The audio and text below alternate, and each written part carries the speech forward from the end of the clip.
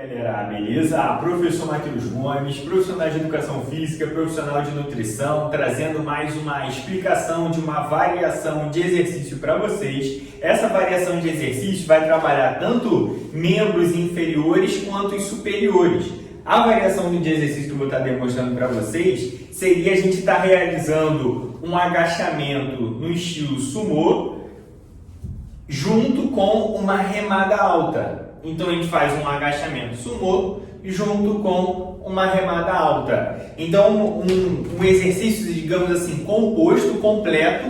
Isso é muito bom porque a gente mobiliza muita massa muscular, muitos músculos para realizar esse tipo de movimento, né? E no caso isso ajuda bastante no gasto calórico durante o treino por ser um exercício completo, digamos assim, e até é muito bom para quem tem pouco tempo para treinar, fazer movimentos desse tipo, né? Aqui eu estou fazendo, claro, uma demonstração só para vocês visualizarem, mas uma variação de exercício que traz inúmeros benefícios, além de fortalecimento, né, hipertrofia, definição muscular, tanto dos membros inferiores quanto superiores, além de você, com a remada alta, melhorar a tensão muscular, dores musculares aqui na cervical, né? Melhorar essa questão postural, fortalecer seu joelho, quadril, por estar fazendo o agachamento, enfim, tem vários benefícios. Qual que é a ideia desse vídeo? Eu estou demonstrando para vocês agora mesmo como fazer o posicionamento, como você posicionar seu corpo para fazer esse exercício da forma correta, né? Melhorar seus resultados e evitar lesões. Se você quer aprender mais de como executar da forma correta, acompanhe esse vídeo até o final que eu vou te dar todo o passo a passo. Bora lá para mais um vídeo. Então vamos lá para mais um vídeo, galera. Como é um exercício que a gente trabalha tanto o agachamento quanto a remada alta, eu vou explicar para vocês em parte. Primeiro, falando aqui do caso dos membros inferiores, como a gente posicionar para a gente estar fazendo o agachamento sumô da forma correta. Primeiramente, a gente tem que colocar os dois pés mais afastado do que a linha dos seus ombros. Então aqui está a linha dos meus ombros, eu traço uma linha imaginária e piso com os pés um pouco mais afastado do que a linha dos meus ombros, e a ponta dos pés não fica paralela, ficaria na diagonal, em mais ou menos em 45 graus, apontando para fora, né? E no caso, um ponto importante, na hora que você for agachar e levantar, o ideal é você empurrar o chão com a força do calcanhar. Por quê? Porque às vezes a gente tem uma tendência de fazer a força com a ponta dos pés, isso tem uma tendência de empurrar o seu joelho para frente e levantar seu calcanhar. Então isso é um erro muito comum, quando a pessoa empurra com a ponta do pé. Se você colocar a força no calcanhar, isso vai facilitar de você manter o calcanhar no chão e o seu joelho não ultrapassar a ponta dos pés, que é outro ponto que eu iria comentar com vocês, né? A direção do seu joelho no agachamento, a ideia é você posicionar os joelhos na mesma direção que a ponta dos seus pés está. Então, como os seus pés vai estar apontando na diagonal, o seu joelho também vai para a diagonal. Porque é um outro erro comum no agachamento, eu estou aqui, pés afastados, apontando para a diagonal. Se a pessoa agachar assim, ó, sobrecarrega o joelho, ou seja, meu joelho entrando, fazendo um direcionamento em que não é, digamos assim, tão natural, digamos assim. Então, o ideal, né, seria você direcionar o joelho para a mesma direção que a ponta dos pés, tá? E até onde agachar? Geralmente o pessoal tem muita dúvida sobre isso. Matheus, eu teria que agachar até onde? Até o peso bater no chão? Até onde? Enfim, o ideal, o recomendado, o ponto de maior ativação vai ser até a sua perna realizar esse ponto aqui, ó, de 90 graus. Então fazer uma ponta de um quadrado.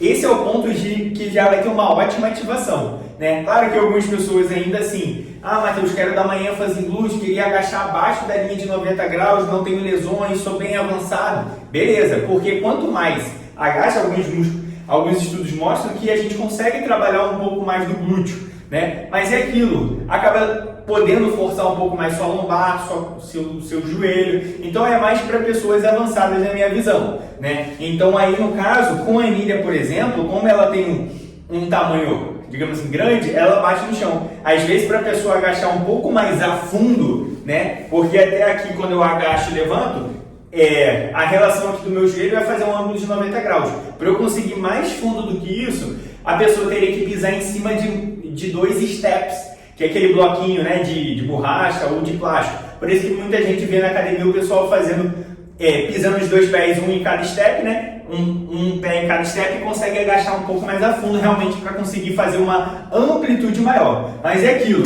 quanto mais você agacha, maior a tendência, ainda mais para algumas pessoas que têm pouca mobilidade quadril, maior a tendência de fazer uma retroversão e poder sobrecarregar sua lombar ou até mesmo o joelho. Então, na minha visão, não é para todo mundo. Dá para fazer no chão aqui normalmente e tal. Cada caso é um caso, cada aluno é um aluno. Então é preciso realmente avaliar com seu personal trainer o que seria o ideal para você, beleza? Mas aqui a ideia é para te dar um parâmetro geral.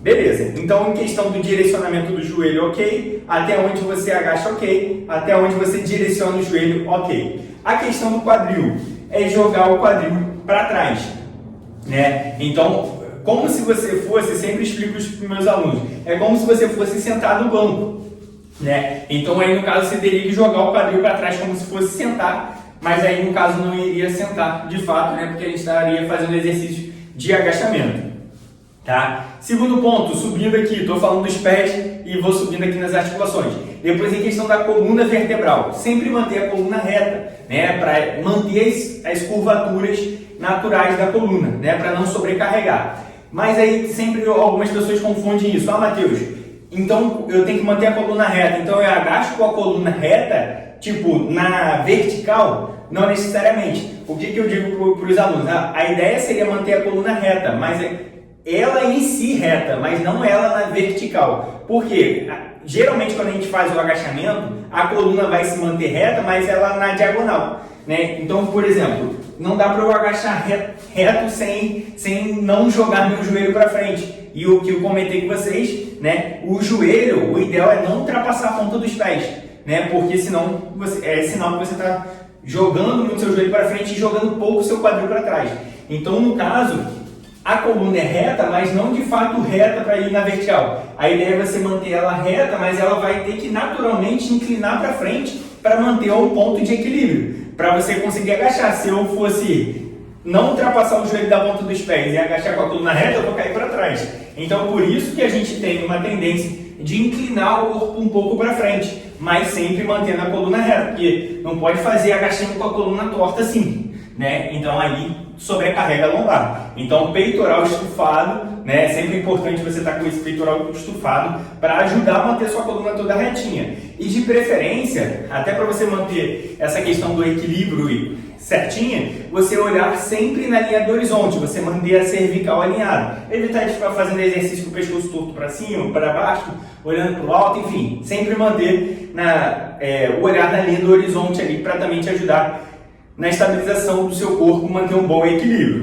beleza? Então, ó, coluna retinha, e aí você faz o agachamento, agachou e levantou de forma resumida ali para você, tá? E pronto, então essa é a ideia. E um ponto também relevante aqui, a ideia também na hora de você agachar e levantar, não precisa estender o joelho todo lá para trás. Tem gente às vezes até que enverga o joelho para trás, também não tem necessidade. Sempre deixa uma brechinha uma brecha, digamos assim, né? No seu joelho, para não esticar ele todo, não hiperestender seu joelho, para não ficar batendo no limite da articulação. Até para você ter uma boa estabilidade ao realizar a remada alta, que é o que eu vou falar com vocês agora. Por quê? A ideia seria a gente fazer o agachamento no estilo sumô com anilha, né? E depois emendando na remada alta. Então, Matheus, como eu executo a remada alta? Você vai manter a posição dos pés na mesma do que você estava no agachamento sumô, né? O seu joelho um pouquinho dobrado, que é o que eu comentei com vocês agora. Coluna retinha, né? Peitoral estufado, mantendo a coluna reta, que é o que você já estaria. E o olhar sempre na linha do horizonte, que é o que você já estaria, né? E aí, no caso, o movimento do braço. A ideia seria você trazer o braço até o seu cotovelo alinhar com os seus ombros. Então, aqui ó, a ideia seria o meu cotovelo alinhar com os ombros. Porque um erro muito comum na remada alta é a pessoa ultrapassar o cotovelo da linha dos ombros. Às vezes a pessoa tenta subir muito e isso acaba sobrecarregando seu ombro. O ideal é você, na remada alta, trazer até o cotovelo alinhar com os ombros. Tá? Então o movimento é basicamente esse. subiu o cotovelo até a linha dos ombros e depois desceu. Que aí naturalmente aqui você vai alongar e você vai contrair. Que você nesse exercício de remada alta, você trabalha bastante essa questão do trapézio, pega um pouquinho de ombros, pega um pouquinho de romboide, tá? E um outro erro também muito comum na remada alta é a pessoa às vezes a mão ficar acima da linha do cotovelo e o cotovelo ficar apontando para o chão. Mas o ideal é o contrário. Cotovelo apontando para cima e a mão abaixo da linha do cotovelo. Então, resumindo o movimento, cotovelo apontando para cima e a mão abaixo da linha do cotovelo. Cotovelo apontando para cima e a mão abaixo da linha do cotovelo. Então, a gente só vai mesclar o movimento. E dá para ser um movimento, digamos assim, bem dinâmico. Fazer um movimento até rápido, né? Que isso vai, gastar muita caloria também, tá? Então, da remada é basicamente isso. Então, eu falei do posicionamento, falei do erro comum. E um outro erro muito comum na remada alta, também já trazendo todos os pontos para você, é evitar fazer essa gangorra assim, de ficar gangorra quando for puxar. Que quando você for fazer a remada alta, você mantém todo o seu corpo de uma forma estável, paradinho, estabilizado, e só os seus dois braços que fariam o movimento. E aí depois que você agacha, mas não teria nenhum movimento no corpo propriamente dito, tá? E no agachamento, você não mexe o braço para subir e descer o peso. Você só faz o movimento, aquilo que eu expliquei para vocês, de sentar e levantar, né? Fazer o agachamento e levantar ali para ficar na posição reta, tá? E a variação que eu estou trazendo com vocês, explicando hoje para vocês com anilha, o ideal seria essa anilha vazada, né? Por que, Matheus, de usar a anilha nesse agachamento sumô com remada alta? Porque eu atendo algumas pessoas de academia de prédio que às vezes a pessoa tem o acesso limitado aos equipamentos que a gente tem. Então, às vezes, a gente não tem anilha de 10. Às vezes tem de 1 a 5, atendo muita gente isso, e às vezes fica leve. Às vezes ela tem mais anilhas. Às vezes a gente usa até, claro, às vezes não faz às vezes a remada alta, mas pelo menos bota 2 anilhas de 10, né? Ou quando eu passo essa variação, pega 2 de 5 e consegue fazer, enfim, para a gente expandir